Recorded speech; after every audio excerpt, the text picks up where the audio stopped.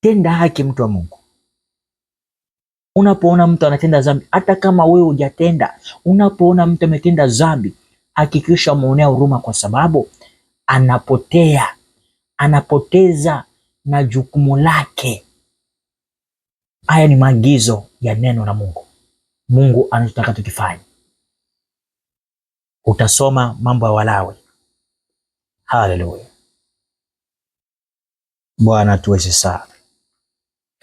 Yes, utasoma pamoja na mimi Mambo ya Walawi mara popote ulipo, upate kujifunza.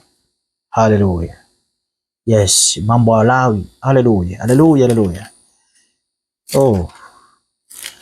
Mambo ya Walawi sura yake ya 11 aya yake ya 45. Haleluya.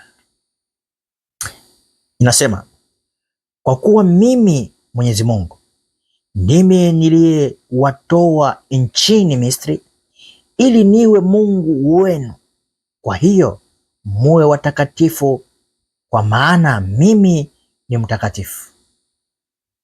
Huyo ni Bwana anakuambia vizuri, eti anakuambia kwa kuwa mimi ni Mwenyezi Mungu. Anajitaja yeye ni Mwenyezi Mungu aliyekutoa katika nchi ya Misri. Anakuambia inatakiwa uwe mtakatifu kwa sababu yeye ni mtakatifu.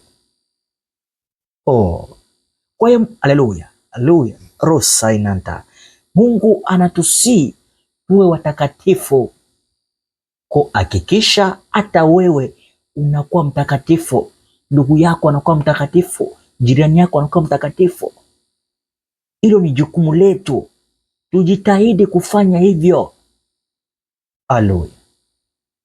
Hakikisha unakuwa mtakatifu. Hilo ni jambo la 4. Mungu anatusii tuwe watakatifu kwa kuwa yeye ni mtakatifu. Bwana akubariki sana. Hili ni jambo la 4. Mungu akakuongezee nguvu na ujasiri na hatua mpya. Bwana akakufunza na kukuelewesha ni wapi ambapo hujapaelewa.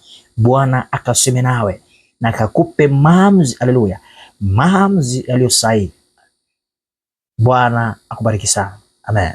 Tukutane katika